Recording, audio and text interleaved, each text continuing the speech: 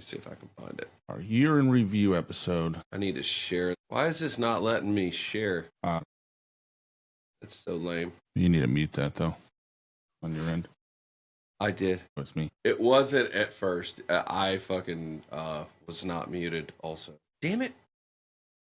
So normally I do this from my phone, but I'm on my gaming PC on that monitor because I think I like being able to like monitor chat from that a little better.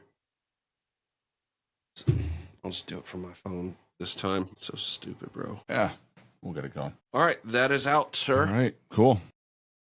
We'll get started. Hit the jingle. Party started. Welcome, everybody, to episode 67 of the Slightly Above Average Gaming Podcast. I'm J007, joined, as always, by my co-host, Subone KD. What's up, man? Oh, not much. Just getting around the morning, trying to make sure my phone doesn't ring while we're talking. But had a good time yesterday. We had kind of a busy night, and then morning I was like all talked out. My wife was like, "You want to talk and have coffee?" I'm like, "No, not really." I have a lot of talking left to do today, so that's hilarious. Yeah, I mean, it feels like you and I have been talking a lot this week for a couple things. We'll go over some of those things.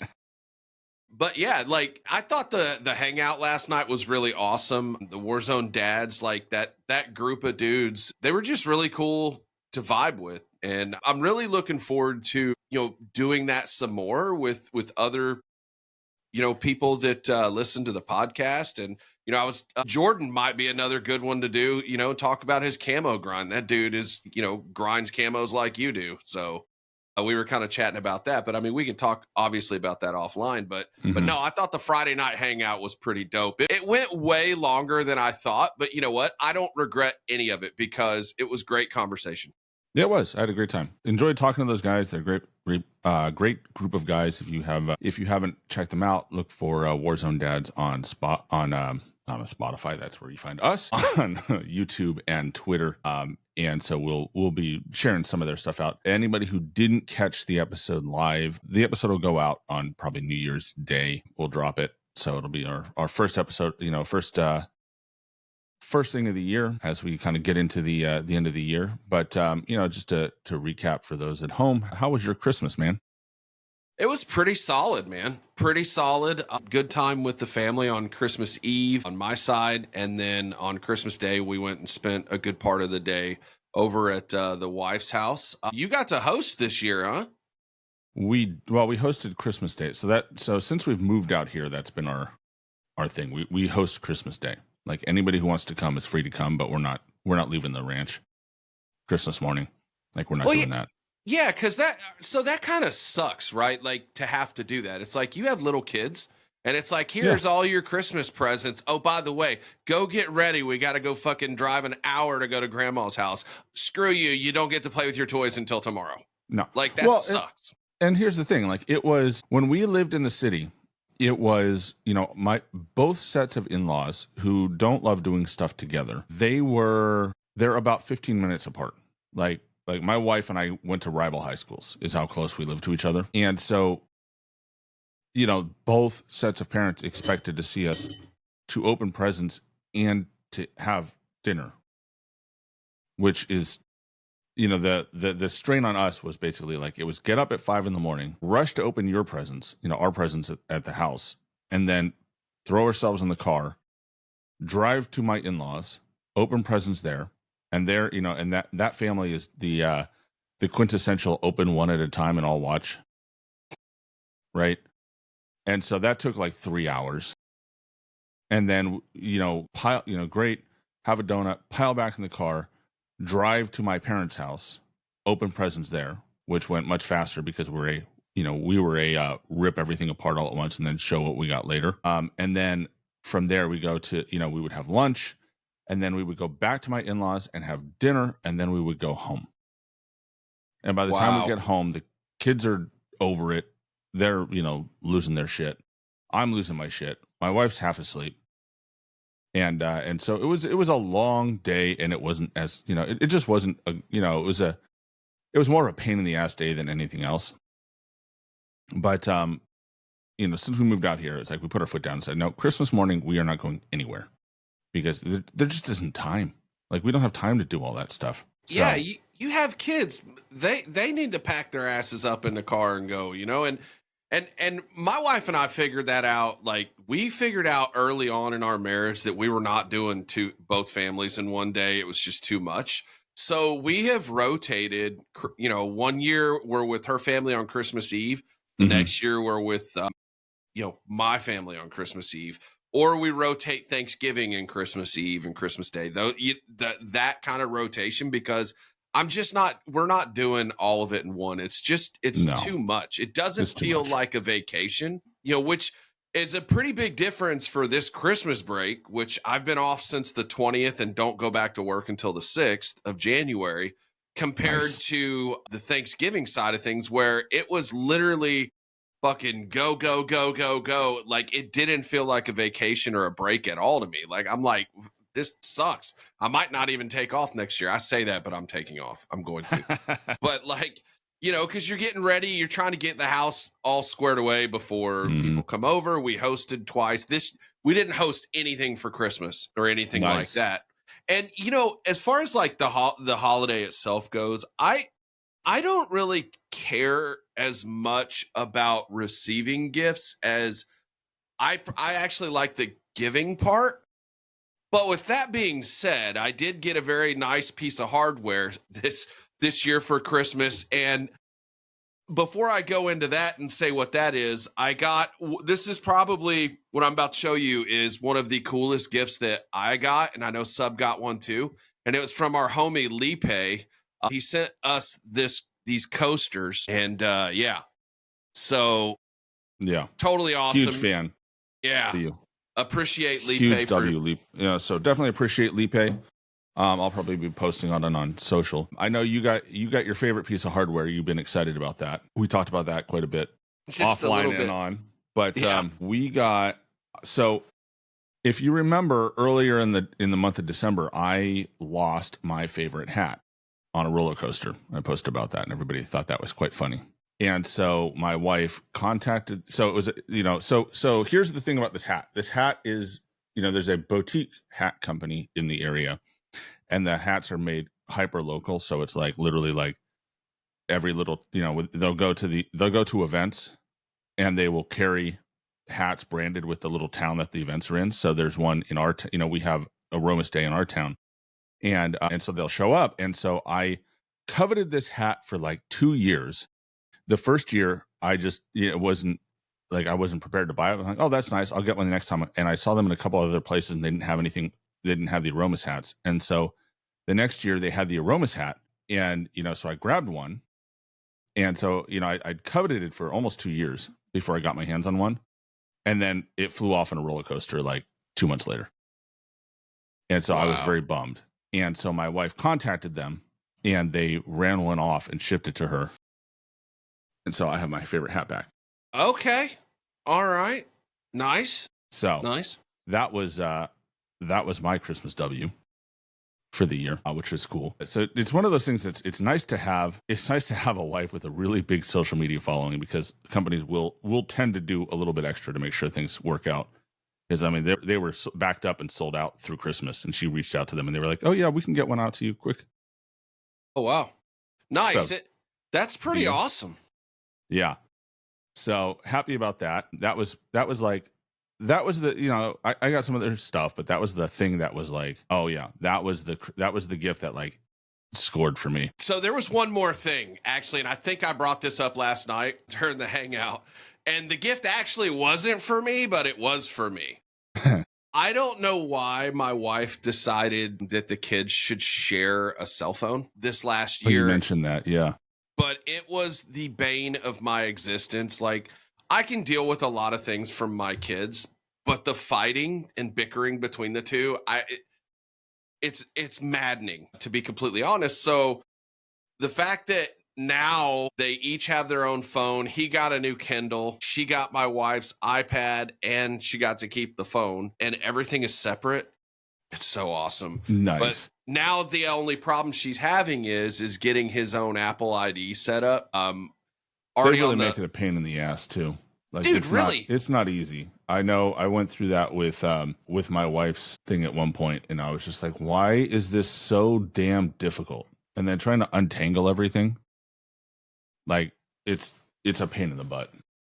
Yeah, she's not having a good time with it because also my daughter's got to have an Apple ID for her iPad. So yeah, it's a pain in the butt. Everybody's got to create one, and then you got to have, and then creating one's not easy, and then setting up the family share. I still fight with this stupid family share on repeat, where it's like they want everything to have like a unified card and shit. I don't know. It sucks. It's just so stupid. But I had to deal with the same issue when so I moved. I gave my wife my old laptop.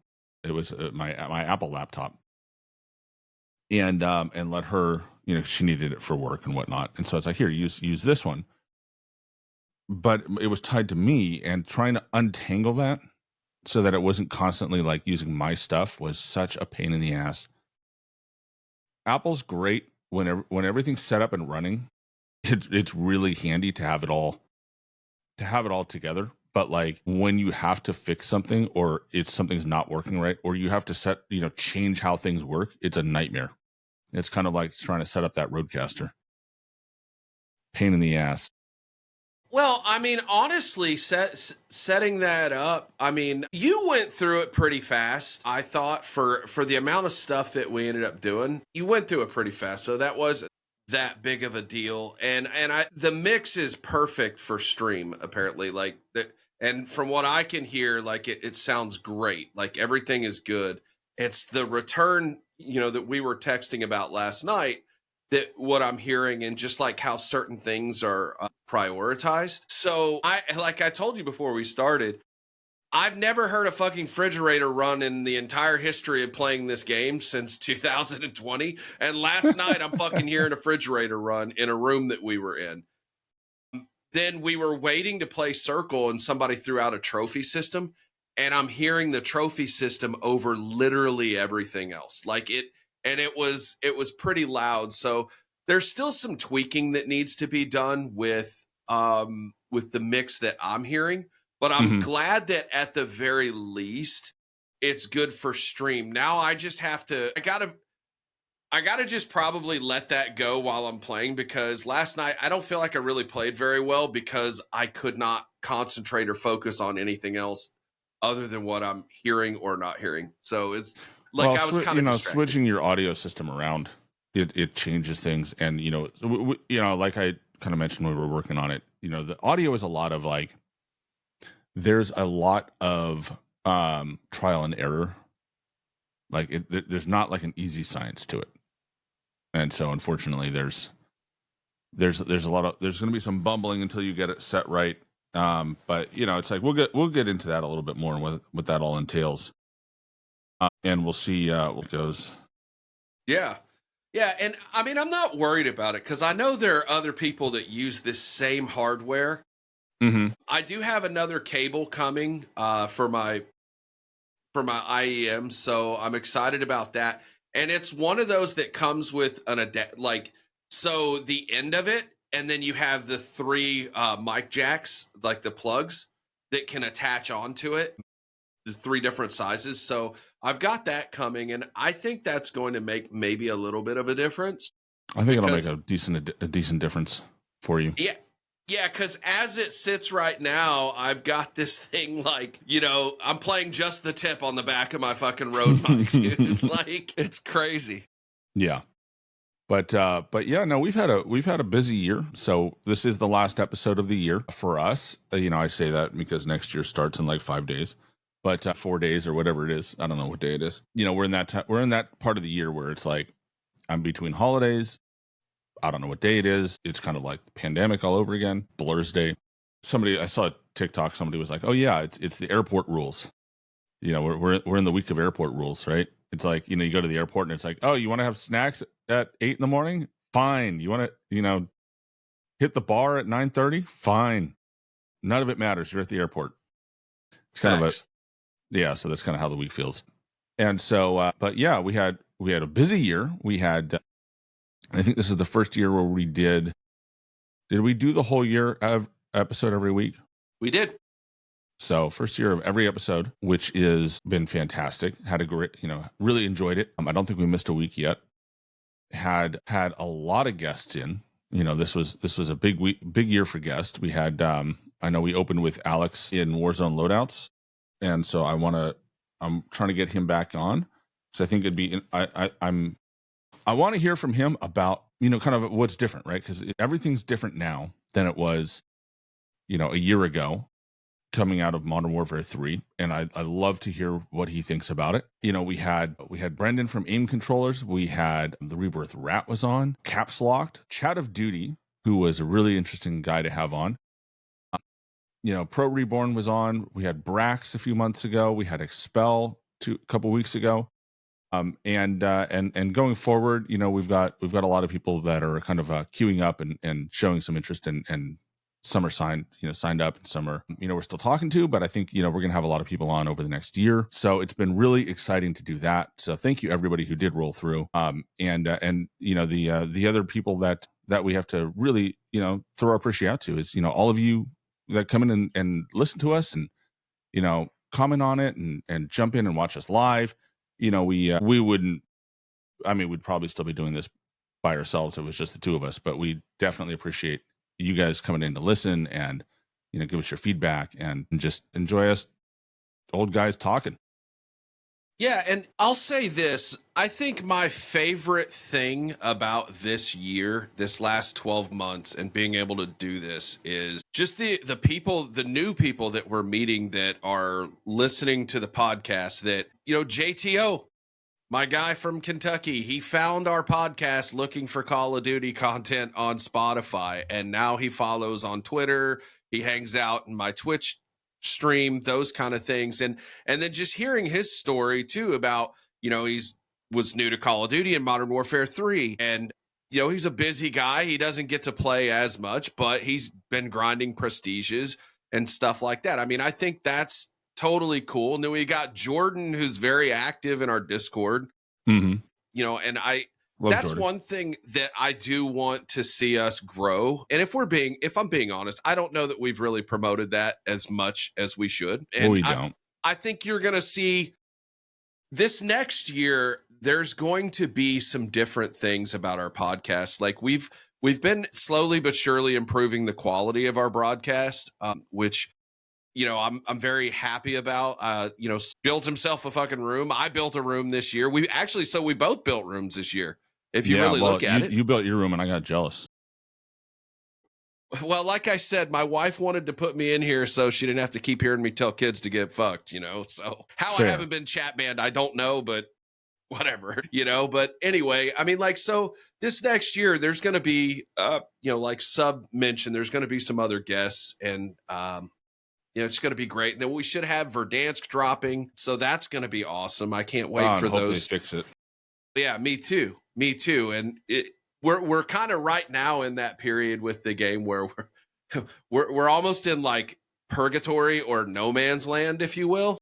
It feels like it's the back half, it's the back half of the last season of a game where it's like, all right, they've given us everything they're going to give us. The game is just sitting there and we're just waiting for the, we've played the beta and we're just waiting for the next game, but it's like, we just started.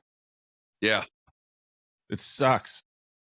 Yeah. And not having it to where we didn't get a new map with the new title. I think that's kind of contributed a little bit of that because they've punted Avalon to, I guess, next year at some point. I don't know whenever that is. And reverted changes back for Urzikstan. So yeah, it does. It just kind of feels like we're in no man's land right now to a certain degree. Yeah. Well, we're absolutely in a purgatory state. It's kind of annoying, but it is, it is what it is. And, and I said this last night, this is probably the biggest bag they've dropped. And I think this surpasses Warzone 2 because Black Ops 6 did so well. Like Black Ops 6 dropped and everybody was like, COD is back. Like they've turned the corner and we're going forward. And then Warzone dropped and everyone went, the fuck? Why is this like this? And I think at the end of the day, I think there's a lot of technical reasons to it. I know we've gone through these before. And I think there's a lot of other stuff going on, obviously, right? That's holding it back, which at the end of the day makes the biggest argument for Call of Duty or Warzone should be a standalone thing. I think we're just at that point. We have to admit that it needs to be standalone. Mm-hmm. We can't keep doing this every year. We can't have Warzone turn into a sack of shit for 3 months every year because the integration goes, reverts the good stuff for the sake of change. Like we have to get out of the cycle, or Warzone is just going to fiddle away, which would be a travesty. Because they're not gonna do it again, right? Like if Warzone fails, like everybody's cheering on Warzone to fail right now for some reason, and I think that's the wrong attitude to take. Because if Warzone fails, then the whole COD will just exit BRs. They will just exit the BR scene. They will move on to something else, and that would be a travesty. Well, and I don't want to see We'd have to rebrand our podcast. Well, I don't want to see it fail either, but here's the thing. I'm not, and I said this before we hopped on here, and I tweeted this yesterday. I'm not going to hop on Twitter or on this podcast and say everything is fucking rainbows and butterflies and everything is good when things aren't. I owe it to the people who follow me and the people that listen to this podcast to be honest about the situation and give my honest viewpoint in it. And I know some people have a hard time understanding that, and that's their problem. But right now, the game is we're down bad in a lot of ways. Now, are there some things that are good? Are there some changes that they made this year that are good? Yes. For instance, I'll point out I love the fact that you can now put away your gun and run with a knife. Like that is probably one of the best changes Warzone has had since it started. Like, I like that. I like that they fixed the gas mask animations. Like, those aren't as fucked up as they were before either. But there's just some things that they changed before that they had to revert back that they've been slow to fix. But a lot of that, too, is I think it's almost like, man, I wish that they would change the timing on the integration, but I just don't see how they can do it because it's like we get the new game, it's out for a month, then they integrate it into Warzone, and then, oh, shit, it's the holidays, everybody's on break. I think they need to change the whole concept of what the integration is, and Warzone needs to stand alone. Like, I think we just need to get past this whole, we're going to move the whole game over and just have Warzone be its own thing that doesn't move. Like it's not tied to any title now. Mm-hmm. And I've argued against this in the past because the moving it to the new title, like in the, so 2019 was Warzone 1 was tied to 2019, right? So things were fixed and they couldn't improve movement. They couldn't change a lot of that stuff. Specifically because they would have to change 2019 as a base game to do it. And so they didn't, and it created its own set of problems. But then now that we've moved it, and the movement from Modern Warfare 2 to Modern Warfare 3 were terrific because MW3 was a derivative, right? Was a continuation of the MW2 systems. So all we got was improvements. We didn't have any, like, the Warzone integration into Urzikstan the first time was fantastic. I think that's a viable statement, like a fair statement to make. But that was because MW3 was just a continuation of MW2. Black Ops 6, they went and they were derivative of MW2. So they changed everything. Lots of stuff changed. And so when they rolled a lot of that stuff in, it's not fitting right. The wild cards have made a mess of things. It's like you just go down the list of like, what did they change? Well, Omni movement is great, but there's too many delays. So, and it messes things up in Warzone where like you can't just drop prone anymore behind a wall. You dive.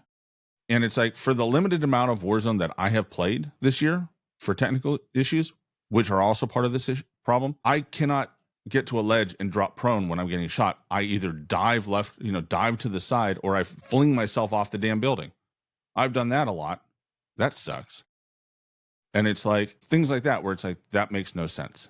Like they've messed, so it's like basic things that have been staples of Warzone for a long time, forever, are messed up because they brought this movement mechanic in and it's not as polished as it should be. Now in in Black Ops 6, the multiplayer, it doesn't matter as much, right? You aren't going to prone as much mid gunfight where a dive isn't sufficient. But in Warzone, it's a totally different animal, right? You don't want to jump off the roof that you're on because it's the roof to be on. Right. But you do because the mechanics, right? Things like that. And it's unintended consequences, right? Like we've had so many perks that don't work because, or like you discovered, you can't unlock the perk in multiplayer and have it unlocked in Warzone because it's in a different slot. It's technically a different perk. So there's a whole slew of Warzone only stuff that you can't mess with. Yeah. And so there's just a lot of these things that work in multiplayer and work very well in multiplayer and do not work in Warzone. And because Warzone moved to the new title and is now based on the new title, right? All of these little caveats got baked into it and brought in and are, aside from Ricochet not being turned on for the next 2 seasons, and aside from the servers being as awful as they are, you had huge problems with just like fundamental parts of the game changing for reasons that make sense in multiplayer and don't work in Warzone. And that is a byproduct of moving Warzone from one title to the next. Now, if we had Warzone standalone, then they could pick and choose what they wanted to bring in. And I think that's what we need. We need Warzone to the point where all right, Black Ops 6 drops, let's pull in the Black Ops 6 guns to Warzone. Just boom, there you go. That would not alter very much. Like make that the day one thing and then have an integration with a new map, a month or 2 down the road and pick and choose what you want to bring in, right? Like they could have made things so much easier if they went down that road. And then fundamentally, we don't have to make huge changes to Warzone. And it'll be more like Warzone 1 where, Vanguard, they made big changes to movement and stuff in Vanguard multiplayer, but those didn't carry over to Warzone. So Warzone continued to feel consistent year over year. Now, look, a lot of us complained, wanted some improvements, but the consistency ended up being a bigger perk of Warzone than I think we realized. Now that we've seen what happened with Black Ops 6, I think the consistency is better overall than it is, and then when they make changes, they will be deliberate if it's not tied to the annual release. Right. And I think the biggest issue too is that the speed with which some of these bugs are fixed it's weird. I'm even saying speed because there's no fucking speed to a lot of this shit at all. Like it takes a long time for some of these things to just get fixed. And whether that's those are complicated things, but it's like, let me back up just a second here. I do want to say this before I go into what else I was going to say. It is a good thing that they did reduce the visual recoil for this game. I'm very happy that they did that. That's good for our mouse and key homies. It's good for everybody. But one of the byproducts of doing that is now hardly anything has like, that recoil, like you can use the higher recoil guns and it doesn't feel like you really have any recoil. So everybody's a fucking beamer now. Everybody is. And so that right there kind of, it reduced the skill gap. And when you look in terms of what like Dashy was talking about in his video, that's kind of a bad thing in the CDL from a competitive standpoint. So I totally get what he's saying. He's not saying that, oh my God, it sucks now that, everyone is on even footing when it comes to that. That's not at all what he's saying. He's looking at it in terms of the CDL and how things apply there. And so that also brings me to my next point is, and this is something I've tweeted about several times over the last few weeks, is because of the no recoil. So you've got an XM4 that has no recoil and now has a 100-round magazine as your meta on top of the battle ready wild card that you get, where you get a supply box in a UAV. So you can imagine in ranked how that's an issue, and those things should go away in ranked. Like I haven't touched I'm on ranked good in authority that there is absolutely nothing wrong with that on ranked. Sir. Jesus. Poking the bear. Poking the bear. Look, in pubs, whatever. No, who cares? But in ranked, it's just not good, because I can't remember if I told this story or not, but like one of the last times I ran it, we dropped our normal drop. We were around 3 minutes into the match. We got our money. We were heading to loadout, and we already had a team full of diamonds and above fucking dropping on us that hit a jump tower, and they killed us before we got our loadout, all because they had an advanced UAV. And there's literally no counter to the advanced UAV. There's none. No, never has been, but yeah. So to leave that in there, that's a problem. And I don't care. I'll finish the season in gold. You know, that wasn't the original plan, but as long as that battle ready thing is in ranked, I'm not going to play it, dude. I'm just not. I'll play pubs, and pubs have been semi fun minus the disconnects.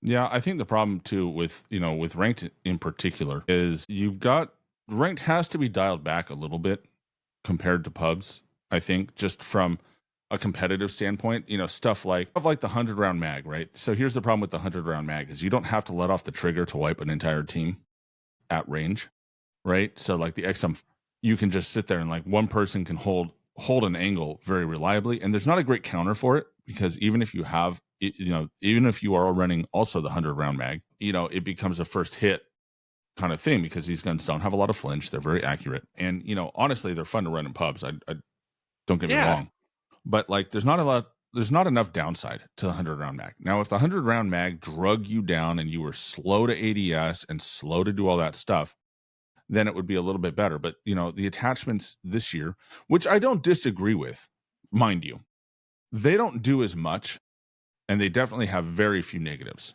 Like most of the attachments are positive, like they're positive attributes, which I think is a W. I think that's a good approach.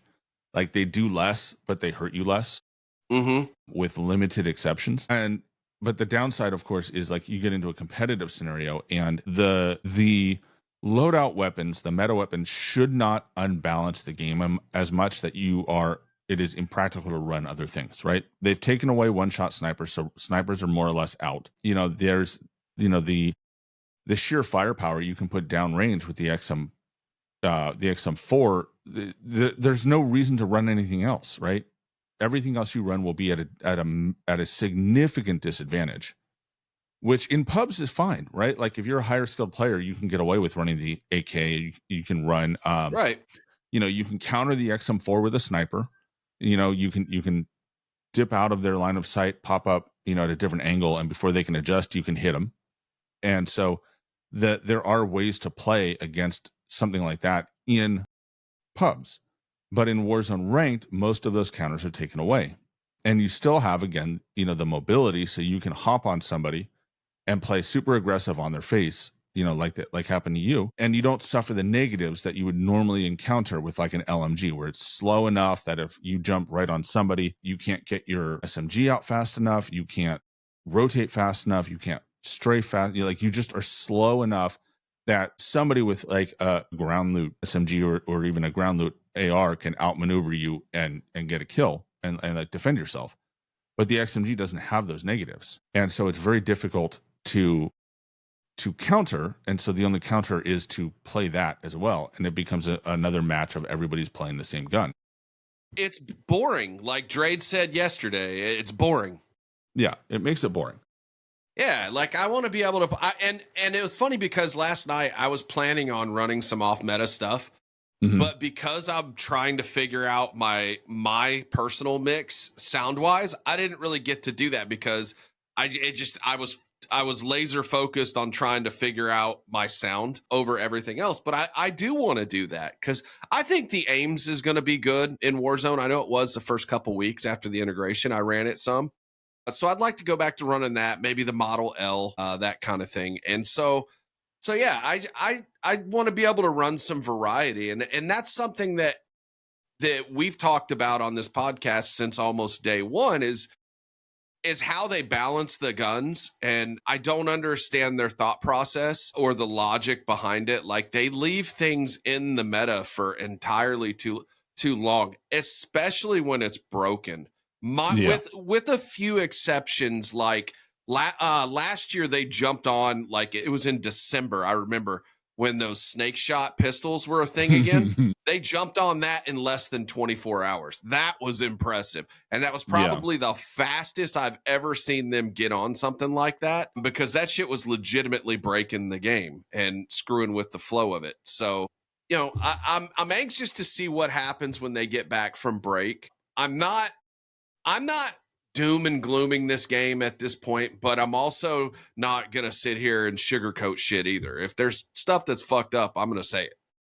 Well, and look, here's the problem. This stuff that doesn't get changed, that doesn't get fixed, it hurts the game and it hurts all of us. It hurts your matchmaking because there's fewer players on the game, right? It doesn't bring it, it doesn't keep the player count up. So when the game is frustrating, right, then if you sit quietly and you don't make noise about the things that are frustrating, what ultimately happens is people get frustrated and they quietly walk away from the game. Right now, we're down probably 40% of the player base. Call of Duty has lost its number one spot on PlayStation since, which it's held since Black Ops dropped. It's now number 3 as of this morning. Oh, wow. So, you cannot sit there and say, like, everything's fine, we won't complain, we won't voice the issues that are out there that are holding the game back from being successful. Because at the end of the day, we know what happened to X-Defiant. We know what happened to Halo Infinite. We know what happened to what's happening to Apex right now, right? These, look at Fortnite. They had a once a year event and they lost 14 million players the next day. Like, they're not gaining players. Games that have problems that people don't bring to the attention of the developers, that don't push them to fix, bleed players. And here's the thing. We're in December. We should be at peak player count now. Like, we should have surpassed last month's. But the game was on sale at Costco for $20. $20. And it didn't sell out by a mile. That's crazy. So the argument that we're somehow being too negative is not true. We are pointing out the things that need to be fixed so that the game can be successful. And I went back this time last year and we were talking about having a great time. We had a great time last year at this time. Go back to our episodes, the holiday episodes. I was having fun on Sleigh Ride. I was really loving that. I was having a great time. The game worked really well.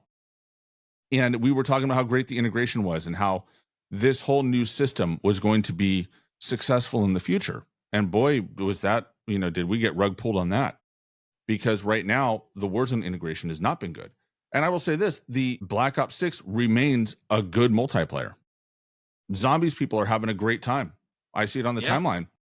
Aside from getting disconnected, which is a problem, most people are enjoying those two games, but those things are not going to carry the title all the way through. They're side modes to Warzone at the end of the day, and Warzone is failing, and they need to stop. Like, they need to come in and fix Warzone. Now, does that mean that Warzone is going to be dead?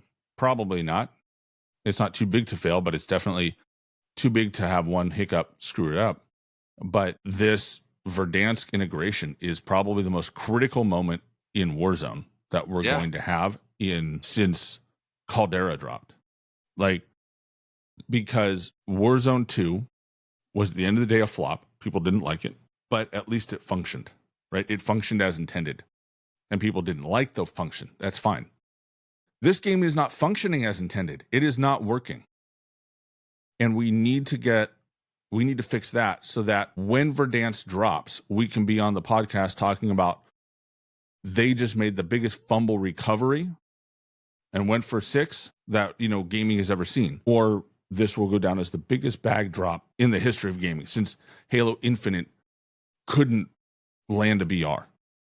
It'll be the biggest fumble since Cyberpunk 2077 didn't work out of the game. Like the Black Ops 6 Warzone integration will go down next to Covenant, or what was that game? Covenant, the one that lasted 2 weeks and they pulled the game. Oh, $400 million game, and they yanked it 2 weeks after it because it was such a flop. Yep. They even had a Netflix movie, like series. Concord, wasn't it? Concord. Like we are Concord level floppage right now. Like it is failing that hard because they have screwed up the integration, and they have an opportunity to fix it, and they have an ace in the hole if they can execute it. But they have to do it. I mean, the four things that need to be taken care of is first and foremost the server stability, like the packet loss and stuff like that. That shit needs to be fixed immediately. Like I would love to play Warzone again. Yeah, I know. Like that's got to be priority. They've got to deal with the anti-cheat. Banning 19,000 players in a day.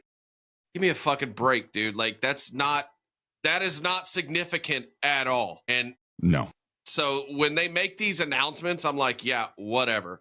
And yes, cheating is a problem right now. Even lower level people are dealing with cheaters sometimes. Okay, so let's not act as if it's only the top players that are actually dealing with cheaters, because that's not true. I've seen cheaters in my lobbies, and I'm far from being a top player. I've never claimed to be. The third thing is they have to, I feel like they need to be better with their weapon balancing and more consistent with it, and be faster and look at pick rates faster than what they're doing. I don't know what the rate they're looking at him is, but it's too fucking long. I know that. Like these broken metas should never last longer than a week. In my opinion, shit should be fixed immediately. And then the fourth thing is they just got to be able to provide some pretty good content throughout the year. Like we can't have no content for Big Map again. Like that's. And I think that they're gambling on this whole Verdansk thing based on just what we've seen and their actions over the last year. I think that's a big gamble because, like you said, if that rollout and that launch is not very good, you might get a bump for a couple weeks, and then the player count's going to go down again. And I know it's down right now, not just based on what you said about PlayStation, what we've seen Blame Truth post about the Steam numbers, because see, these kind of numbers are the ones that are actually reliable, because guess what? They come from a fucking third party. So we're able to actually see them, and you can trust them. They're not narrative driven. They're just third party numbers. We can trust those. And then the other way to know is to actually play the game and feel it. And when even pub queue times are taking as long as they are right now, you're down bad. Ranked, when you're gold and you're facing top 250 players because they can't even fill diamond or above lobbies, like, that tells you that not a lot of people are playing. It's common fucking sense. Yeah. Yeah. I mean, coming out of MW3, which was, again, a great launch. They had a great launch. They had great content for zombies. They had great, the zombies mode was surprisingly entertaining. I did the camo grind in that. Didn't expect to do that. Zombies was, and then you had a good campaign. And you had a Warzone, which was very well received across the board. Obviously cheating was always remained an issue, but Warzone was a great experience, generally speaking, especially early on. To go to this is like, what? How? Like this, we just have all of these problems. Let me ask you this. The more I think about this, and we kind of talked about this a little last night, but what was the last 2 months of the fucking shutting down the servers and only allowing certain things in the playlist for? If they did that, what was the point of that? Was it because the player count was low and they had to do that? Or the common thought is that they were getting ready for the integration and that kind of thing, and that things would go back to normal, which, to their credit, I will say this: they have not fucked up the playlists yet.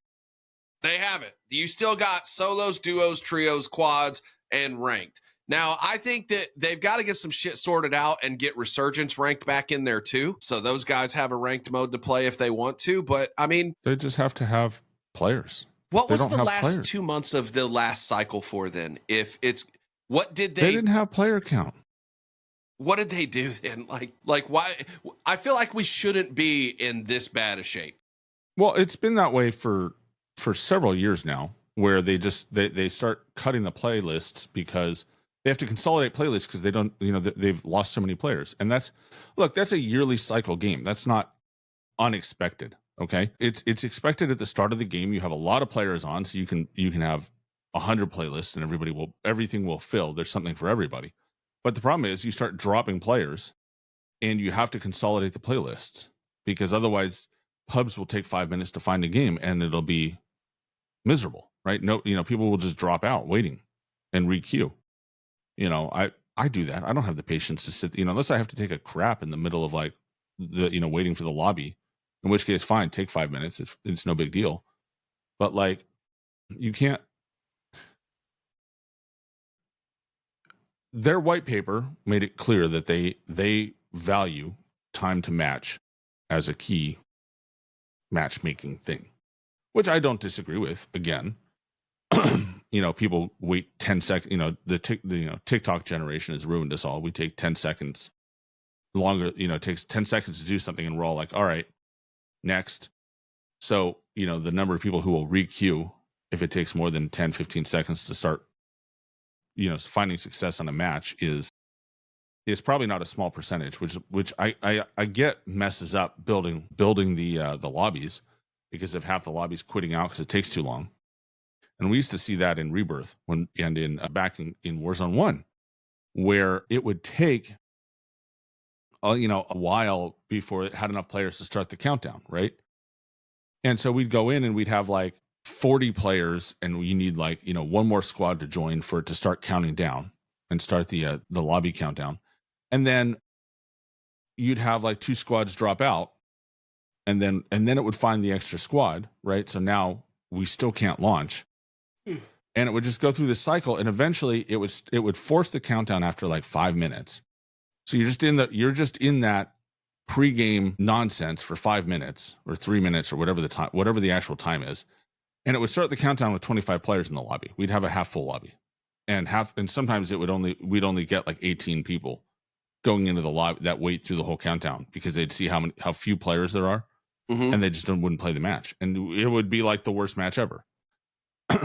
I get that they want to consolidate the playlist when their player counts are low so that they can always start a match quickly, because most people won't wait for it, right? And that's the problem, right? You drop out of the lobby because it's taking too long, and you re-queue, and then that lobby gets hung and everybody's stuck in it, and you're back in the cycle of trying to get into a lobby, and that's a low player count issue. And the other thing too is, okay, I get that. That's cool. But the other thing is that I pointed this out yesterday, and others have too, so it's not like I'm the one that came up with it, but it's like, so we've got a whole litany of things that are fucked up with this game right now, right? But they have no problem pushing out bundles and stuff like that. And I get it's a different team. And yes, it's cool if they want to make money. Awesome. I get it. It's just bad optics, dude. That's my whole fucking point about it. These things are scheduled months, and these things were probably like the event. This Squid Game was probably scheduled in August. Okay, cool, but that doesn't change the way a lot of the people in the player base feel about it, man. That's fine. They should learn to get over it. But fucking like it just looks like their priorities are not where they should be. Well, perception is fucking reality, dude. It just is. I mean, the developers are in a bad spot. Most of them are on vacation for probably another couple of days, probably through the start of next week. They'll probably be back on the 3rd, which means they'll spend a week putting stuff together. We'll see it. We might see a couple of hot fixes next week, and then the first big push will be on the 8th or something. What's that, Tuesday? Mm-hmm. That'll probably be the first like big change that we get, hopefully addressing some of the more critical issues. And we're on the road right now to the end of the season, right? When's the season end? Well, the ranked season, I guess, was like 8 or 9 days, and that was a few days ago whenever I played it. The regular season, I don't think it ends for like another 25 or 30 days. Jeez. Yeah. Yeah, that's about right. So we'll probably see some hot fixes and stuff, and they're going to push most of the big changes out to the end of the season. Well, and then the other thing is we talked about the anti-cheat, but it's like that blog post they had was wild to me. To post that and be like, yeah, we'll probably do something the season 2 or season 3. It's like, are you fucking kidding me? Like, that's just crazy to me. Like, there's just certain things to me that should be a priority, right? Like, I don't know. It's Well, I mean, it's like, that's the thing, right? Like, and here's the thing with bundles, with all that, with the store and all that is, I mean, that funds Warzone. Let's be honest, right? Like, at the end of the day, like, that whole system is what allows Warzone to operate. Like, if that went away, or people just stopped doing it, they would probably just stop developing Warzone, and it would just die on the vine. So, they have obligations to keep up that monetization, because nobody buys Warzone, right? It's free to play. It's not a third mode. It's not attached to the game, right? There's no paywall to it.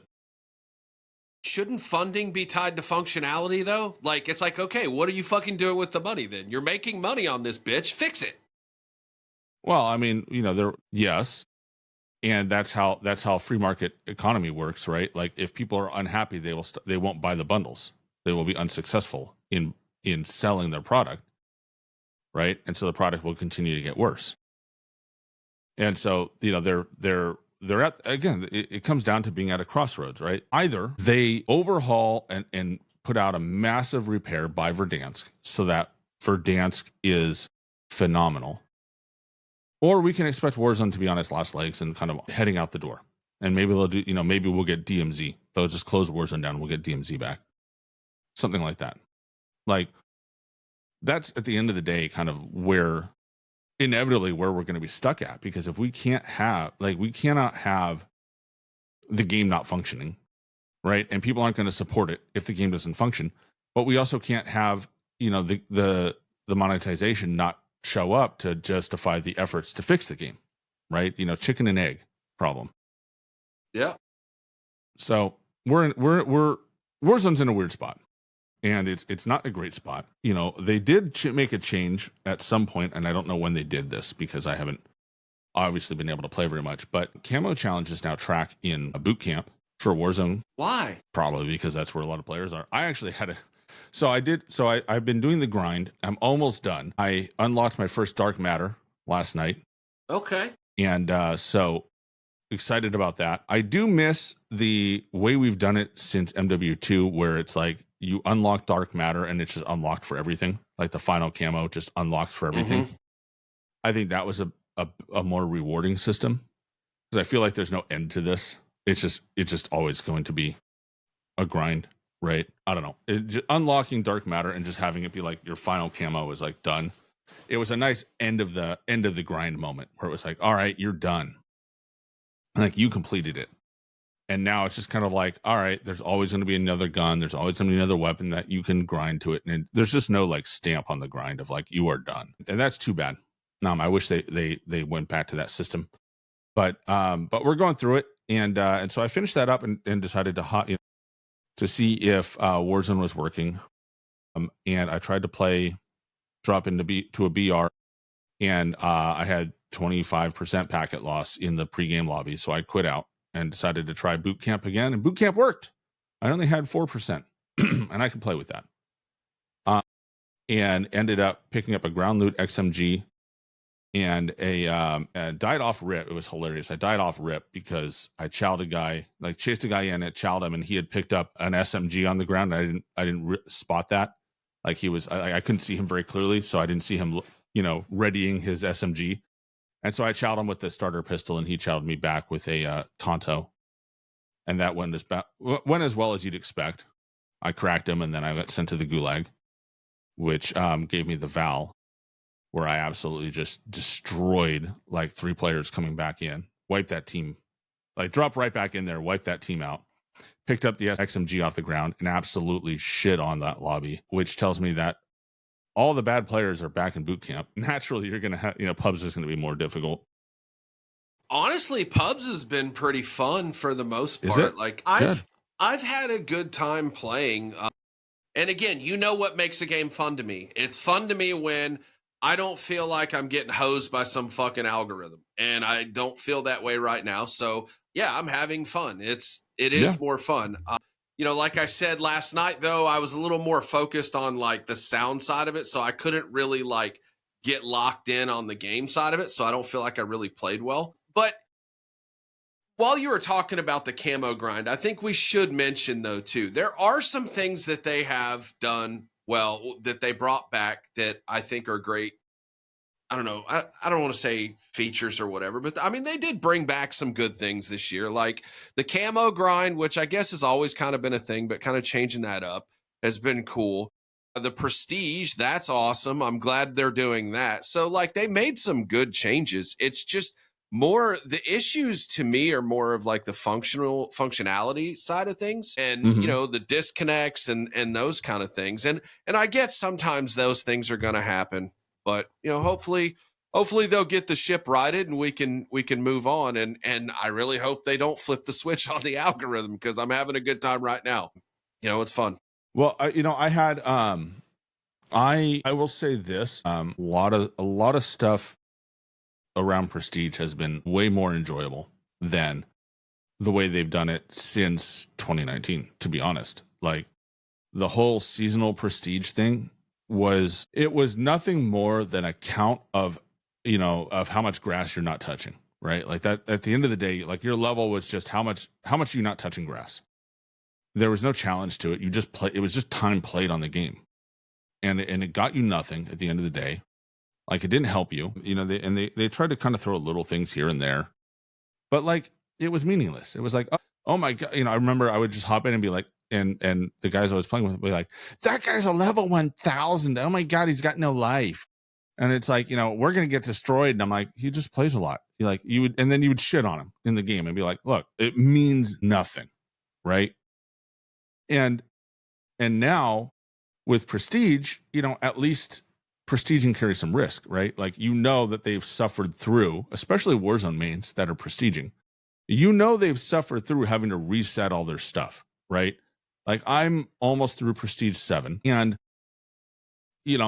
every time I restart, it sucks because I have to rebuild all my loadouts, and B, like, I don't have access to a lot of stuff that I want in my loadouts. I just don't have it available to me.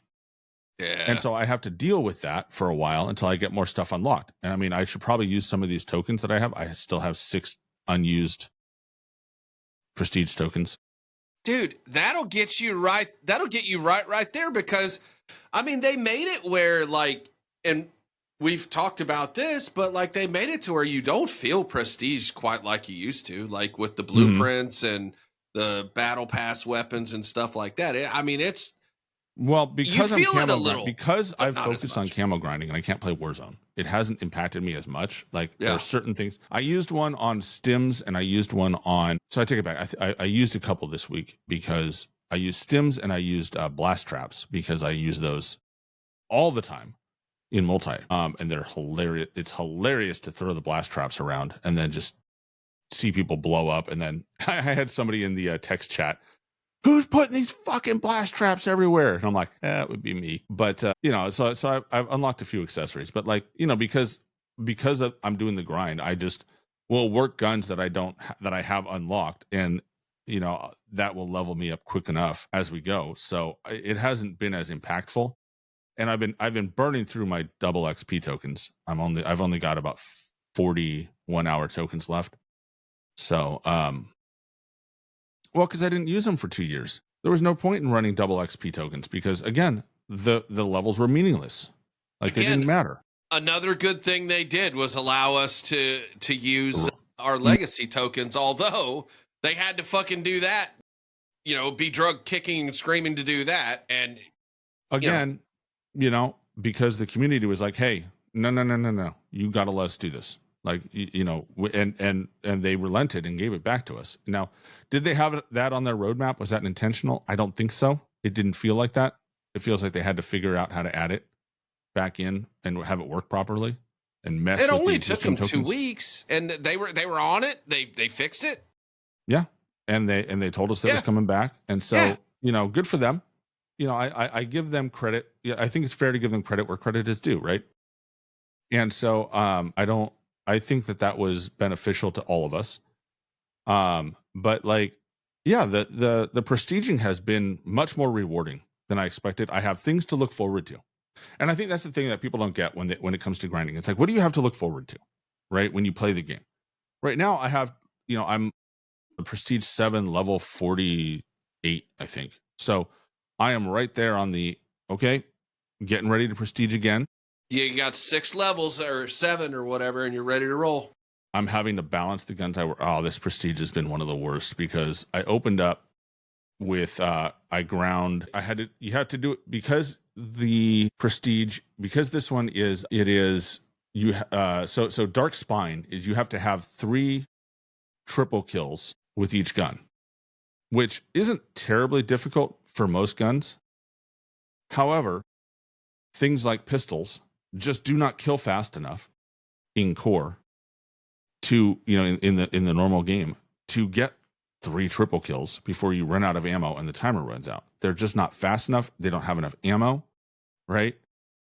So realistically, you have to take those into hardcore. And similar to the what's it called, marksman rifles, right? Because those don't usually one shot and they're too slow. So you'll get murked before you get your triple, or you'll run out of ammo. One of the two. And so I opened up the prestige. So I finished all of diamond and prestige at the same time. And so then I switched over to having to do the triples. So I said, all right, let me get the pain in the butt guns out of the way first. So I went into hardcore, and hardcore sucks as a mode. It just is terrible. And I went in and played with, I did my pistols, I did the marksman rifles. And by the time I got done, I had like a 0.63 KD or something like that, because it was just like, it's like you spawn and like, every time you die, there's like 3 additional deaths that get tacked onto you because you spawn like in front of somebody, or you just spawn in and you're just immediately getting shot because the spawns are bad in this game. Mm-hmm. And so it was like, it was atrocious. And you can't play those kind of guns conservatively because you need triple kills. You have to push. So you're constantly trying to push corners and hoping to catch people sleeping. And a lot of times I'd have like, three guys in their team all staring at the corner waiting for me to come across it. Now I just get obliterated. And so it was rough. It was painful when I got through those 8 guns to look at my seasonal KD, because it was bad. But finished that, switched over to the ARs, and I'm now at a 1.15. So it's I'll end the season strongly positive, I think, which is good. I haven't been able to play as much multi the last week or so, just because of like, obviously the holidays and you're starting late and those kind of things. Yeah. I'm hoping to kind of get back into playing that more again, because as I've said several times, I enjoy the multiplayer aspect of this game. I like Black Ops. I know people aren't a fan of the maps, but I don't mind most of them, and I want to get back to playing the mode. And obviously, I'm going to continue to play a fair share of Warzone as well. I'd really like to get back on my ranked grind. I hope they get a couple of those things fixed, because even my guys won't play. Like, they're like, yeah, I'm not fucking playing ranked as long as this is a thing. So yeah. Well, I mean, ranked is and I think that's too something is, from what I've seen, what I've gathered, is ranked is particularly bad for cheating and the bullshit. So not only do you have the 100 round mag on the XM4, you also have a much what seems to be a much higher percentage of cheaters going to that mode. Which I don't know if they're there. Some of them are probably there to ruin other people's games and just troll, and others are there because they think they can slip through and collect their accolades. Sure. And it's like, it's just a disaster, in my opinion. Well, and so I will say this. It's been a few days since I looked at the top 250 leaderboard, but I can tell you the majority of the people on there, like at least in the top, I don't know, 50 or 60, I knew who they were. I know who they are. So they're actual, like, legit players.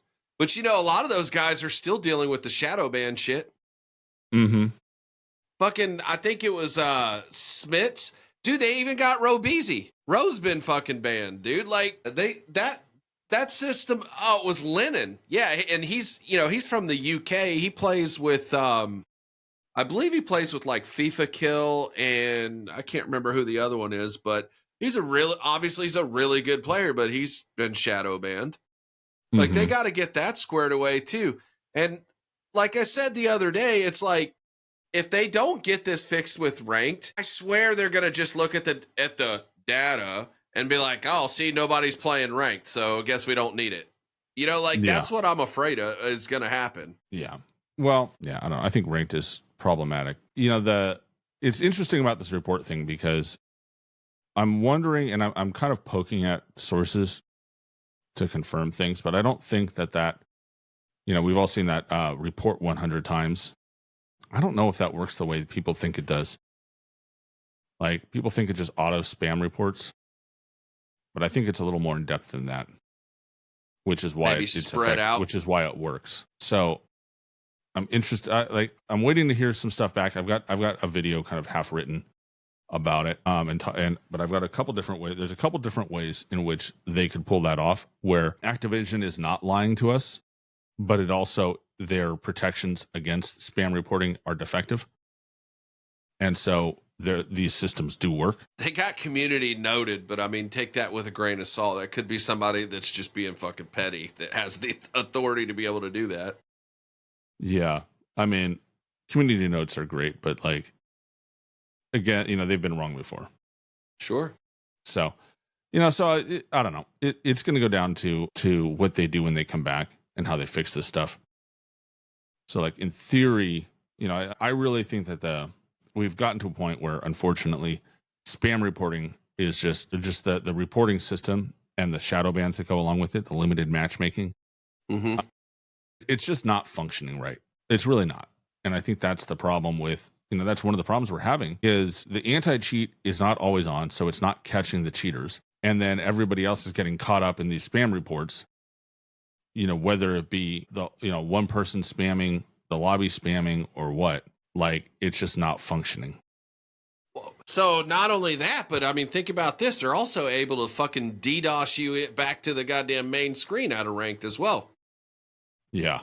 Like, basically kill the entire server. Like, that's an issue. And I think for a lot of people, it's the fact that they've been told since almost day one that whatever system they have is not good. Like, it doesn't function properly. It's not good. And so for this to continue, to go so long without an anti-cheat, and then the anti-cheat they give you doesn't function as advertised, and it's however many years since that was rolled out, I kind of understand the frustration of the year, right? Yeah. I understand the frustration of the people who constantly deal with cheating. It is a thing, dude. I mean, I get it. Yeah. Yeah. And it's not helping that there's no, like, that it's not helping that the game is broken enough that all kinds of stuff is going on. So Blame Truth reposted a video from someone, I forget who, and then These Knives Only, TKO, I don't know if you know who that is. He had a video of the same thing where basically they were on Lowtown, which is a map that should not exist because it's a terrible map. Yeah, it's dog shit. It is probably a top 5 worst Call of Duty maps in the history of Call of Duty, going back to Call of Duty 1. It should be just deleted. That's how you fix this map. However, it's still here, and it has spots in the map where if you jump, you die. Mistakes were made, you're dead. And so he posted that, and it was like, and it being the second time I've seen somebody in that map in about the same spot die, I was like, okay, this is weird. Like, obviously, I think it's a problem with the map. But you look at the comments, and it's all these people saying, you have splat, you're cheating. And it's like, dude, Knives has been around COD for a long, long, long time. Way before cheating was an issue. He was doing his Knives thing for years. Okay? Years. Like, this isn't new for him. But getting spam, getting banned like that, or getting this weird splat thing happening, Like, that's not an indicator, but everybody's all up in it. Oh, you're just cheating. You got detected. And it's like, y'all need to chill on like this because, and look, this is directly at like these hacker hunter groups out there that don't know what the fuck they're doing. They don't know what they're talking about. They don't know how the game functions at a basic level, even though they think they do. It's a bunch of it's a bunch of clowns mixed with some computer programming dropouts who took like 2 classes in networking and got flunked out of them. But so they know all the right terms. Sus or nah, this one's at you idiot. These people go out there and they drum up all of this activity, talking about everybody running their mouths. And then you get like, these 2 knives only, or these knives only. And he's out there and he's having to deal with, people coming at him like, oh, you got caught with spam cheating and you got caught with all this other stuff. And it's like, no, he didn't. It's a problem with the map.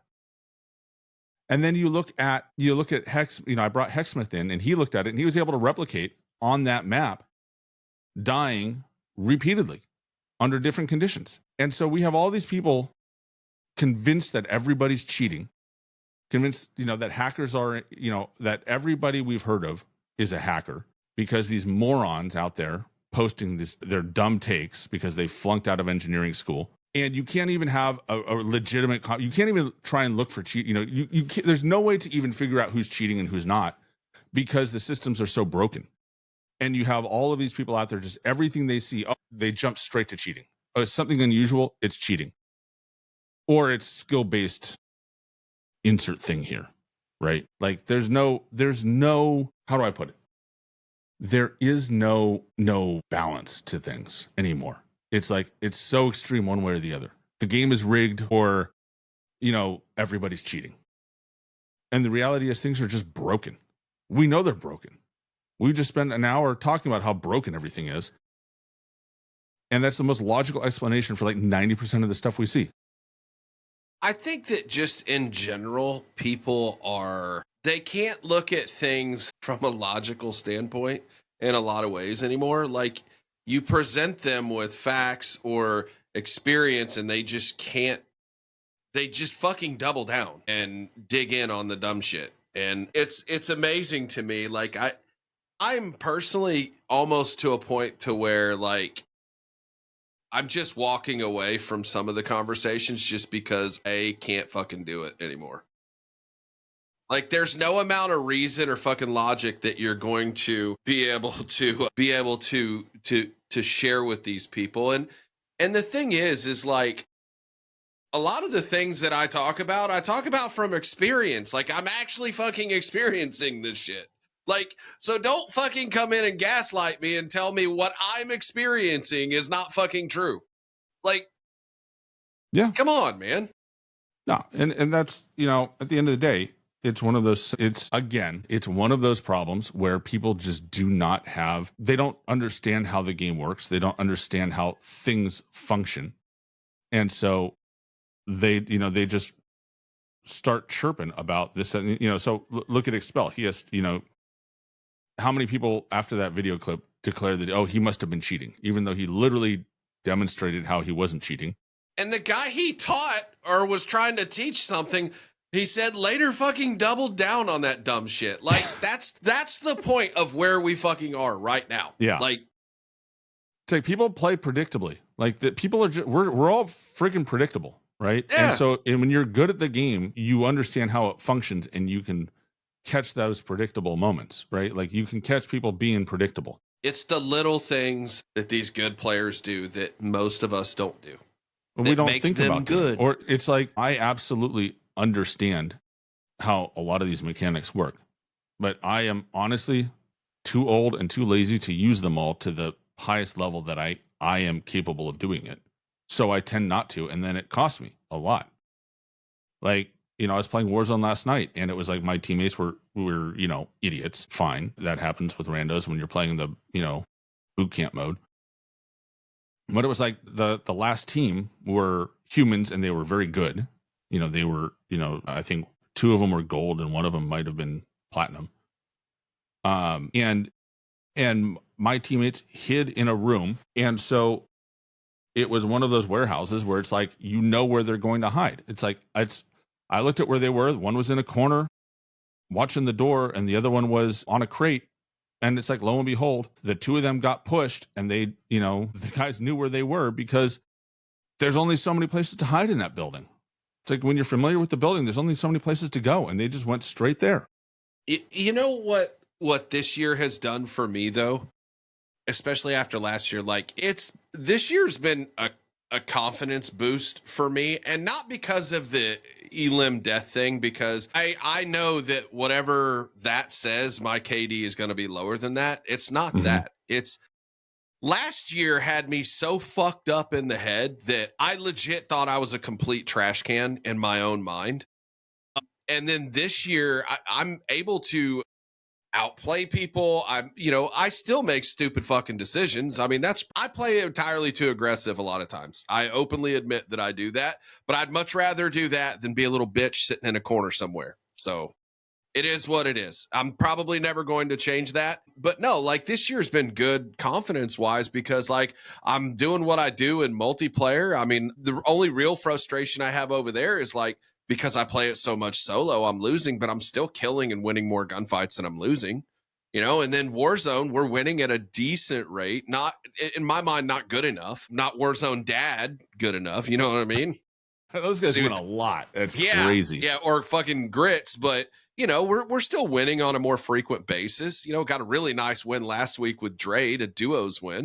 Nice. But yeah, like this year, like this, my confidence right now is I don't think I'm better than I am, but I know I'm good enough. I can play as good as most people can, is kind of the way I'm feeling about it. And I hope that doesn't change. Like, I hope, I don't want to be manipulated back down to the point to where I feel like I'm dog shit again.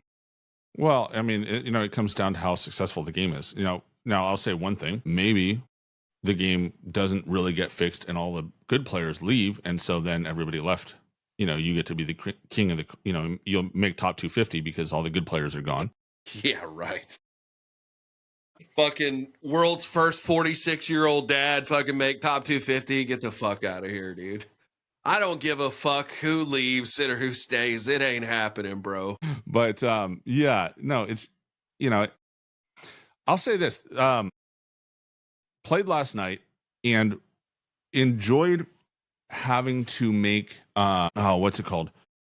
Having to make decisions on what to carry. Like, because I haven't played much, I haven't played enough. And so I got caught late game where I kept I came back from the gulag, as I mentioned earlier, with the Val, the AS Val, right? With the 35 round flip mag, which is a great solos gun, mind you. Decent sniper support too. Yeah. But it's not a great chow for players. But I didn't come across a great SMG. Like, I didn't come across an SMG that was better. I'll put it like that, right? Like it was the best close range gun that I came across, and I never managed to get to the loadout because it dropped in a weird spot, and I didn't, I had to spend my money buying people back, so I didn't get a chance to like buy a loadout or buy a weapon, which was fine. I ended up with what did I end up with? I ended up with the XMG and the AS Val going into the final circle. XMG is nice. The XMG is great. I like that gun. However, they both use AR ammo. And so I got caught late running low on ammo and had to ditch the XMG as the circle closed to pick up. I found one of my teammates died and dropped his KSV. So I picked that up because that was, the circle was closing close range, but I just was not in a good spot to be able to fight a team because I couldn't manage the ammo problem. Like I would have stayed further back and not chowed up close. And try to pick them off with the XMG if I had ammo, but I was down to one mag, 1.5 mags of AR and nothing in the XMG, and there was nothing on the ground. So that was one of those scenarios where if I had the backpack, right, if backpacks were still a thing, I would have carried that thing all day long. It would have been no big deal. But because of the new system, there were decisions that had to be made. I made the wrong one at the end of the day. I won't say I made the wrong one, but I made one that didn't pan out. And it ultimately cost the win because, my teammates cost the win because they were trash. But, it cost my ability to have a fighting chance for the win. And I think that was just something that was that was not the norm, I'll say. That's not normally how it would have gone in MW3, because I would have had a backpack. I would have had plenty of ammo to run 2 ARs. And as I ran across, and so I would have had I would have done the thing where I drop the ammo crate, dump my ammo, pick up the ammo from the ammo crate, and then pick up my other stuff. And so I would have probably had 400 or 500 rounds going into the final circle instead of 140. Imagine that with these 100-round XM mags. So, I think it's worth pointing out that they've made changes, reverting the backpacks to what they have now. I think that's a great, that is a good change, because it really forces a return to actually having to think about what you're doing and plan ahead a little bit. And I think a lot of people have forgotten how to do that, myself included, apparently, because it's like, and I had ammo boxes. Like, I was picking up ammo boxes as we went, so it wasn't an issue till late in the game where ammo became more scarce. And I had all of my I had all the SMG ammo. So when I picked up the KSV, I had ammo I could fight, but I just was outgunned and I was caught in the open. Where if I'd had enough ammo to run the XMG all the way through, I would have probably sat there and fought them before they were able to close the distance on us. But, ammo management became a thing. And I think that's a good thing to bring back to Warzone. And it's one of those things that I think is a good, how do I phrase it? It's a good opportunity. It's an indicator that Warzone is savable, right? Because they've done a lot of good that is just so overshadowed by the problems that I think that if they're able to solve the problems without breaking the game, Verdansk is going to be a big deal when it comes back. Yeah. And again, I said this earlier. I still I think you're right about that. And I also one of the other things that I think that needs to happen ASAP is they need to get fucking the Resurgence people their ranked mode too. Like, I'd rather have that happen than have them. I'm afraid they're going to fucking rotate it. You think they'll rotate it? I don't think so. I'm afraid they will. I mean, listen, I wouldn't put it past them. So I'd rather they just have their ranked, we have ours, boom, problem solved. But yeah, back to your point about just some of the other stuff. Yeah. Functionality is the most important thing. You got to be able to fucking play the game. And if you can't do that because you're disconnecting or certain animations aren't working or you're splatting on one of the top 5 worst all-time maps on Call of Duty, these things, you got to fix those. You got to fix them. But, they did say in their blog post that combat records are coming. So that's cool. Hopefully, They it's so crazy to me that they have such a hard fucking time counting shit when they love their algorithm so much. Well, it's they count fucking money. Weird. Yeah, they can count that, but they can't count kills and deaths and wins and losses. But so they said in their blog post, they're bringing that back. So that's good. That's something to look forward to. And then they also said they were going to be basically making some fluidity changes. And I can't wait to see what that is. So that way things aren't so delayed. Yeah, delay zone. We'll stop playing delay zone and start playing Warzone again. Yeah. I think too, movement. It's one of those things where somebody shared the clip. I don't think shared it to Exclusive Ace, but I don't remember who made the clip, where they side by sided landing with with Warzone 1 and Warzone 2, right? And how quickly that you can cut your shoot and be in the fight in the old days versus today, where it's like there's such a delay that if you drop anywhere near another player, you are dead before you can get your gun out and fight, even if you have your loadout, right? Yeah, that's one of those bad decisions that I told you earlier that I make. I still can't get it through my fucking head that you can't do that right now.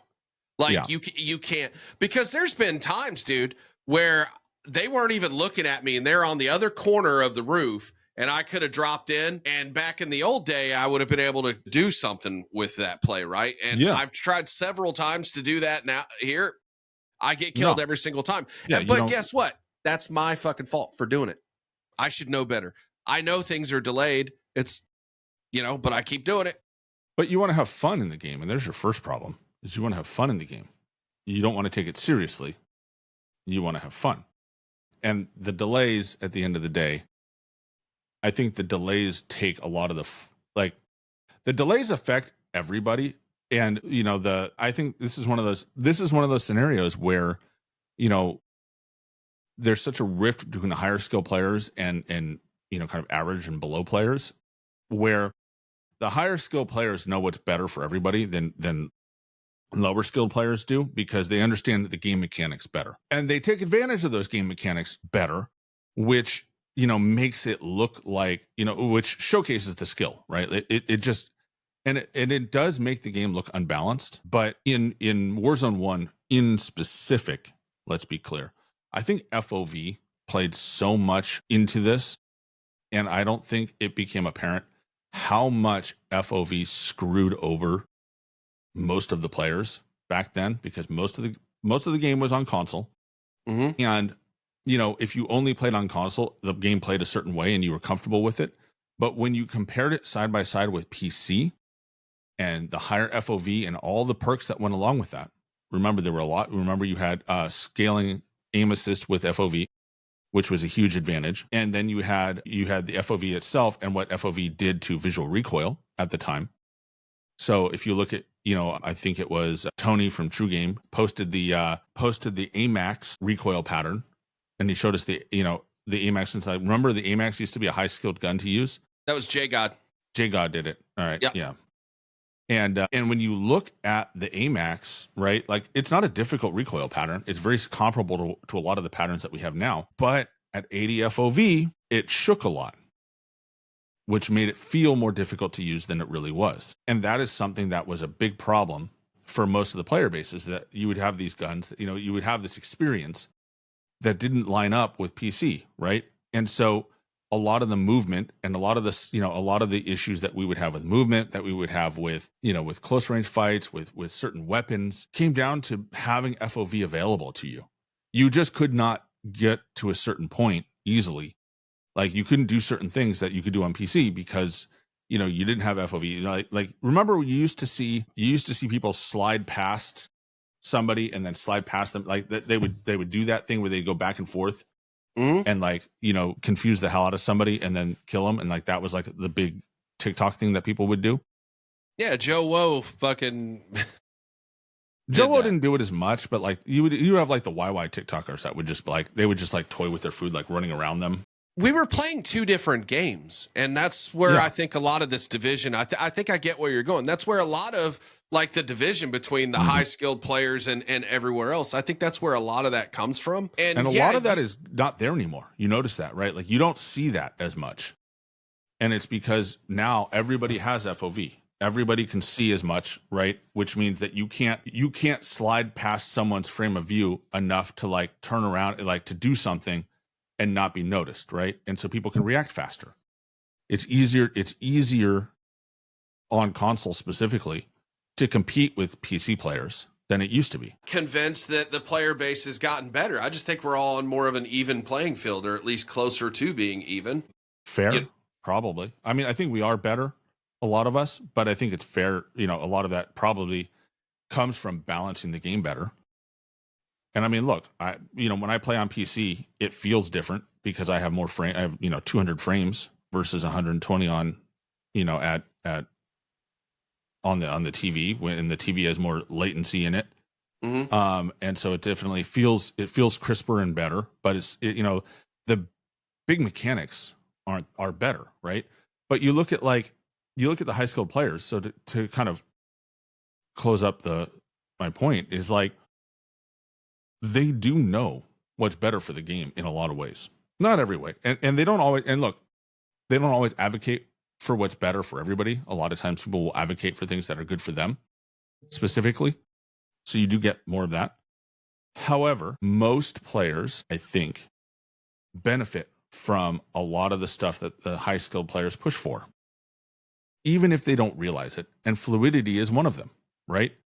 The ability to drop in on somebody and get into the fight, the ability to come around the corner and come out of a slide or come out of a jump or whatever the case, or even just jumping off of a roof, right, to engage somebody down below, the ability to have your gun out and ready to fight faster is better for everybody. And the high skill players understand what their limitations are, and they play to the limit of those limitations. But lower skilled players like yourself and myself, we aren't adapted to that. We want it fluid, even if we don't mentally catalog that as, oh, I want this fluid, I want more fluidity. We don't think about it that way, but we play like we want it there. And it costs us deaths because we drop in on somebody who isn't paying attention, who we should have the advantage over, right? And we die because it takes so long to recover from pulling your chute and landing and all that bullshit that we lose the gunfight, even though we had the advantage on it. And factor in the fire rate on that pistol too. Yeah. If you're not coming in like if it's a buyback scenario versus coming out with a gulag gun. Again, another good change that they made too, by the way. Carry your gulag gun with you. Yeah.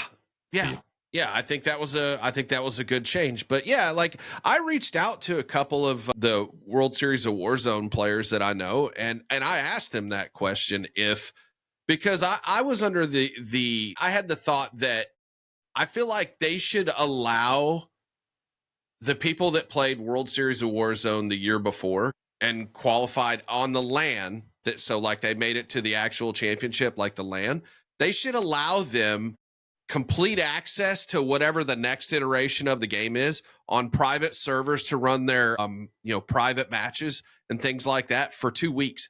Because if anybody's going to be able to find broken shit or shit that can be exploited, it's those guys first.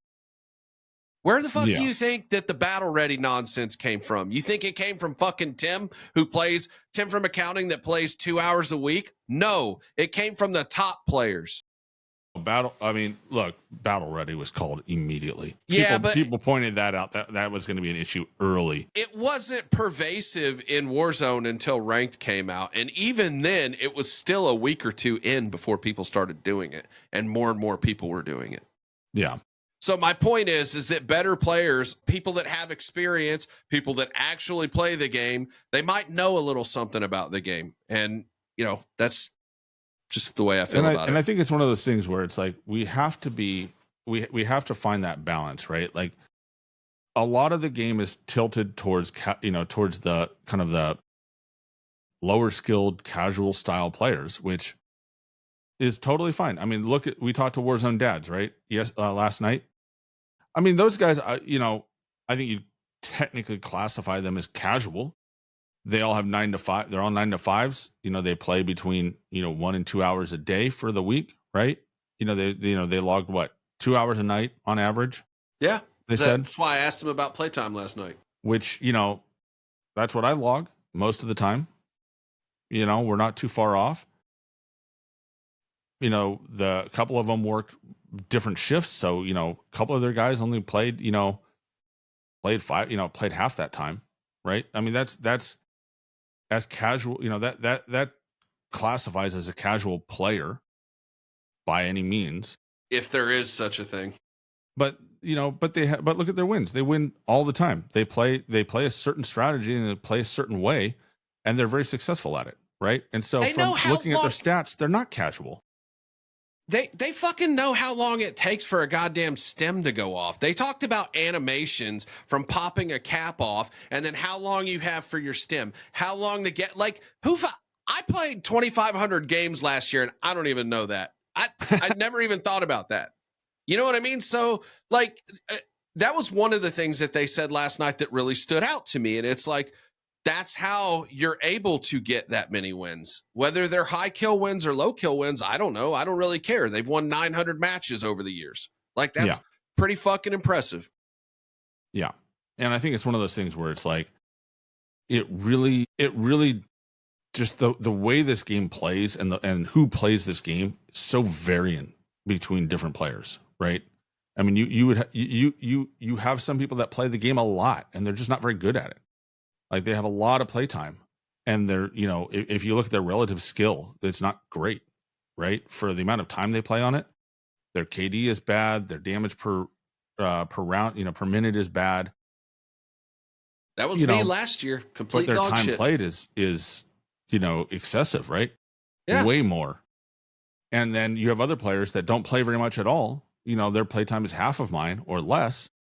And they're but they're they're averaging 10 kills a game because they're just talented at first person shooters.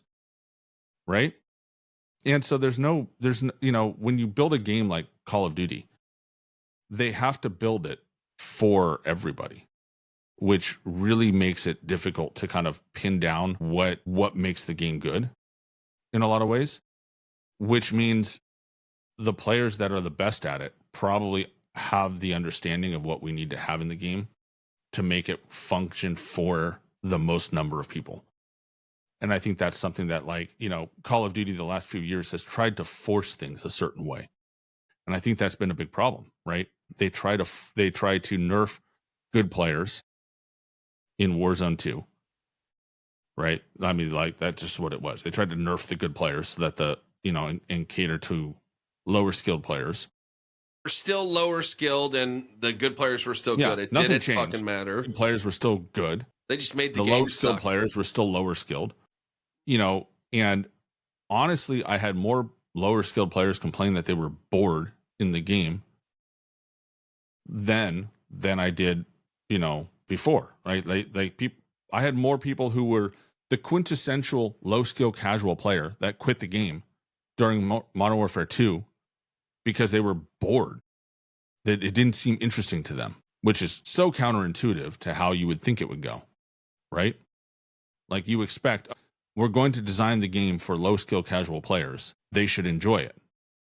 And they did not. And player numbers show that, right? Like people just weren't playing the game. It was, it was one of the lower points in the in the modern franchise. And now you've got, this mix mash of elements that that in Black Ops 6 work really well. You've got enough skill ceiling. It's high enough that high skill players can really excel, but it's accessible enough for low skill players to enjoy it and utilize it to their set and desired, levels. And I think that's something we need more of. And that comes from taking into account what the high skill players need to excel and adapting that for low skill players to gain access to. And so, but that boils down to the high skill players have to be heard and they have to be able to put their ideas out there. Right. And so that way we can get things like fluid movement so that you can drop in and actually get into a gunfight without having to think about, I have to land X number of meters behind somebody so that I have time to pull my gun out and look at it and clean it and call my mom. And then I can get into a gunfight, which is where we're at now, which is ridiculous. So, yeah, I really hope that they fix these things going into Verdansk. I mean, that's pretty much what we circle back to, right? Like I almost feel like the theme of this episode, really, if you think about fix the bullshit before Verdansk. Should make that the title of it. Again, it's one of those things. We just want the game to actually work and to be able to play it and, have a good experience doing it. Yeah. Yeah. It's get into it. But that being said, how's your audio been? I know we touched on it a little bit. I mean, like I said, the biggest thing is I'm just trying to adapt to being able to play. I mean, like the stream audio is fine. This conversation, fine. You sound great in my ear, everything. It's just the audio in the game.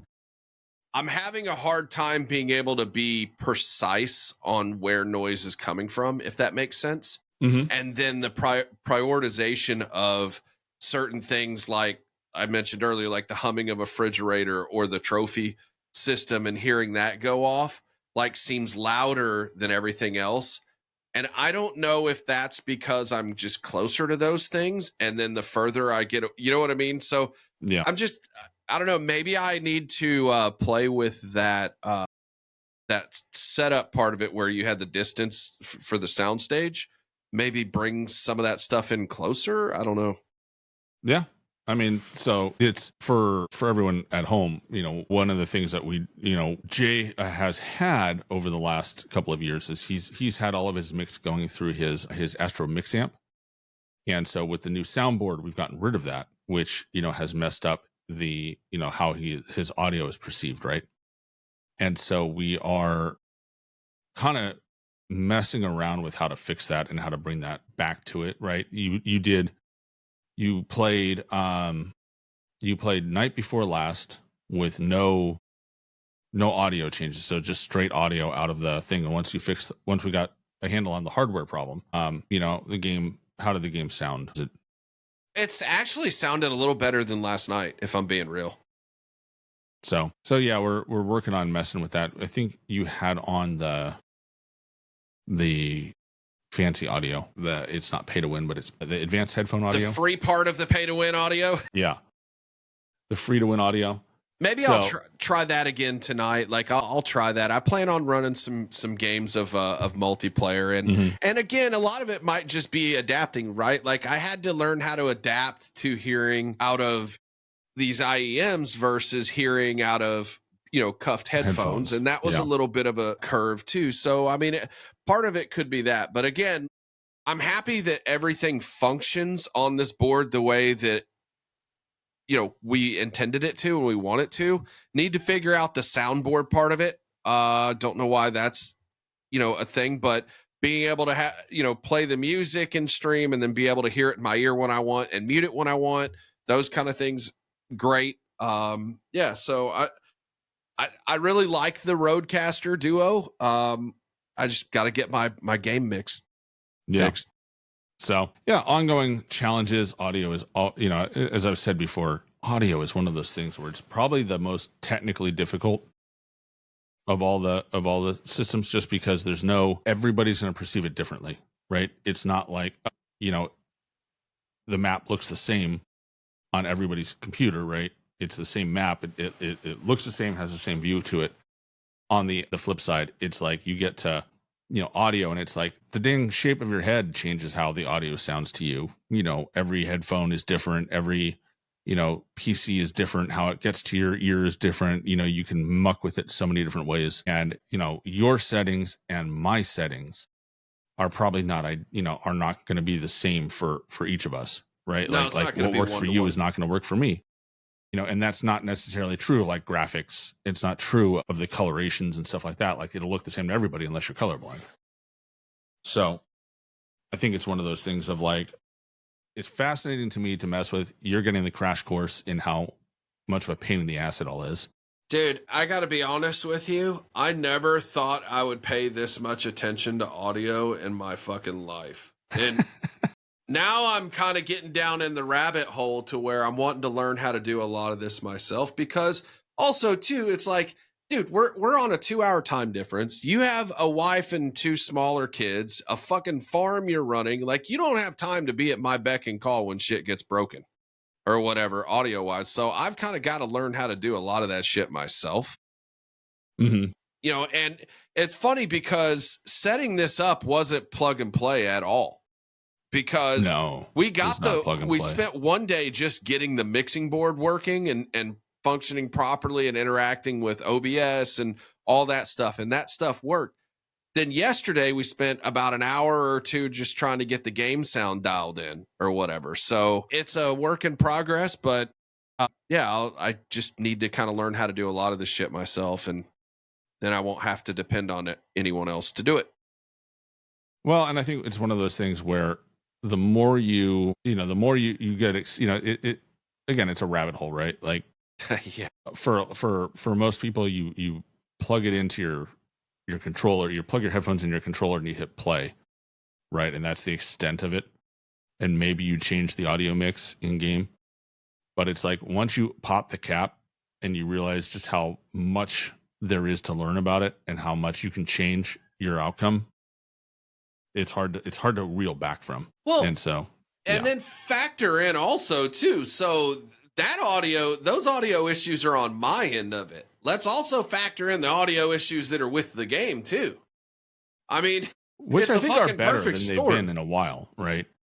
It's not bad, but there's still certain things like parachutes dropping. Like I said last week, it's like that. They're all over the place. I heard one. Yeah. I got a couple kills because people popped their chute probably 100 meters away. And I heard that. And I was like, it sounded like they were right up right on top of me. And I turned around and I caught them you know, floating away, you know, probably like 50, 100 meters away. And I was just able to get the the XMG, just unloaded on them, got a couple of them. And so I think it's just the audio priority, and I know they've changed a lot from this game to this game from MW3. And so I wonder how much of that is supposed to be geared towards using their fancy audio, their headphone mode. Who knows? And again, for me too, it's this, I don't know if spatial is the right word for it, but like spatial precision, like being able to perceive exactly like what direction things are coming from, footsteps or gunfire. Those were the biggest issues I had last night, but hopefully we can get that dialed in, or I can get it figured out today. I'm planning on getting some hours in on the game. So yeah, well, so try different things, and it's, there's a lot of trial and error with this stuff. So I think it's a matter of just trying to figure out what works for you, what sounds best for you. And that's something I think, everybody can benefit from. Like if you sit there and, we talk about a lot of this stuff, like, because, when we talk about the problems that we're having, and the things that we're trying to tackle and overcome, other people that have similar issues, it like, a lot of times at light bulbs, oh, maybe that's the problem. So, so hopefully we get your audio dialed in the next couple of days. And then, by the end of the year, you'll be hearing everything again. But yeah, it's quite the weird spot to end the year in. It's not, I'm going to be honest, I didn't expect being in this spot of just, the game is more problematic than not, especially with how it launched. And, BO6 launched super well. Yeah. And not a lot of bugs. Not a lot of bugs. It ran well. I mean, maps aside, it was a good game. So I think we're just in such a weird spot. It is what it is, right? Well, yeah. I mean, I'll be looking forward to these guys and gals getting back from their vacation and, get things dialed in and move the game forward. So, yeah. So, but on that one, I think we're out of topics. So we'll wrap the day. It's been a good year.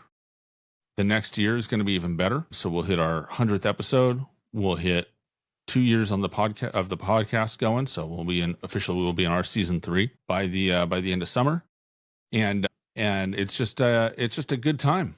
So hopefully everybody following along has a good, safe and happy new year. Don't do anything stupid. Don't add to the population unless you want to. Don't remove anybody from the population. Don't do anything stupid, drinking and driving. And yeah, generally just, have a good time. Yep. Happy New Year. Happy New Year. And we'll catch you on the next one.